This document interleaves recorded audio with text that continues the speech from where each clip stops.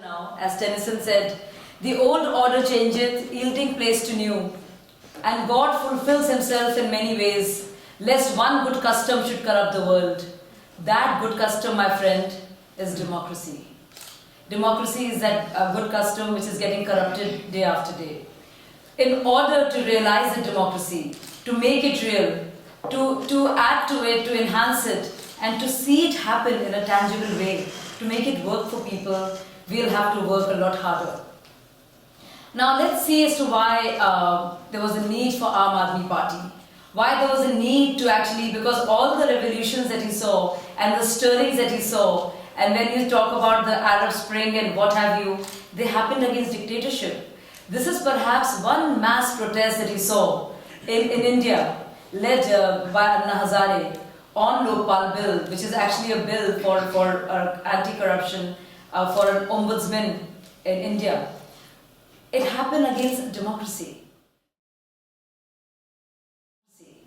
We have a multi-party system, we have executive, we have legislature, we have judiciary, we're supposed to have separation of powers, but something clearly is not working. So let's analyze why and how. Let's look at a parliament whose constitutional mandate is to make laws. And let's see our parliament as it stands. Now if you look at a parliament, let's see how often it's been productive. About 2 crores of Indian rupees is spent on the working of parliament on a daily basis. But as you see, only 20% of that productive time was spent on legislative work. So 1/3 of Indian parliamentarians right now have serious cases of corruption and criminal charges against them. Now let's look at another 1/3 of India. And if you look at Venn diagram, it could be, it might not be a mutually exclusive area. The other 1/3 are princelings. They are the feudal lords. They're there because of dynastic succession. So it's really become like a family business in India if you look at the Indian parliament. If you see every Lok Sabha MP under the age of 30, and this is, everybody talks about youth, and we need more youth power. And ours is demographically, ours is a country of many more youngsters, and we have a very young population. But who represents the youth in India? So when you look at the youngsters who are in the parliament under the age of 30, and if you see that they're there only because of the last names, it doesn't augur very well for a democracy. So 65% in the age group of 31 to 40 have had family members in politics. 37 in the age group of 41 to 50 have family members in politics. All 5 MPs of RLD, that is Ajit Singh's party, have a family member in politics. 7 out of 9 MPs of NCP, and NCP is the same party which broke into Aam Aadmi Party office in Maharashtra today and ransacked it. So they are the guys who all have family members in politics. About 7 of them come from the royal family, so to speak. Now when we look at the Indian parliament, whose job is to make laws, and when we talk about Lokpal Bill, which is nothing but a strong bill in place to fight corruption, do we expect the same parliamentarians who clearly have a conflict of interest with a bill like that to be there? If you look at the 6 national parties and all regional parties, you would realize that most of the high command or the top brass have serious cases of corruption or disproportionate assets filed against them.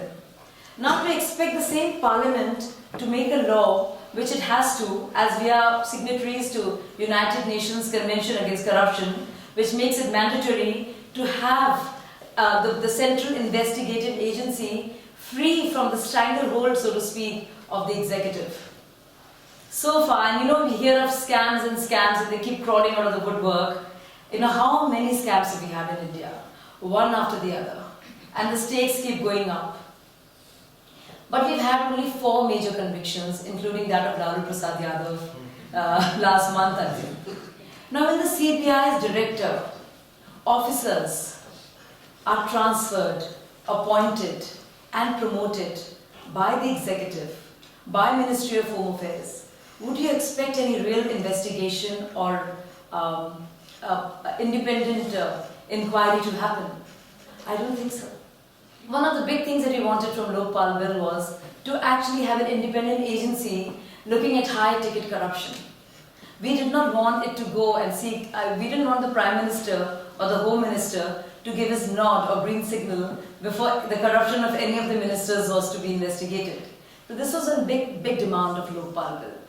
But as of now, as you know, it's impossible to get anything past the Ministry of Home Affairs, because they are the ones who give permission for any inquiry to happen. And now we can depend on the judiciary, and people say, file a case in the court. Very often you hear this argument. Go to the court, what's the problem? Don't you hear that in television discussions? Now what can a court do if the investigation itself is biased? If enough evidence is not collected? If the investigation is delayed beyond a point, like has happened in several cases? So it's very obvious that where big ticket corruption is concerned, there's very little to, very little salvation really for the Indian population. But here we're talking about votes on conscience, on land rights, on basics like water, on public expenditure, on health, on education. And for all of these, can you imagine this entire vast country of ours, India, is being run by 6 or 7 people.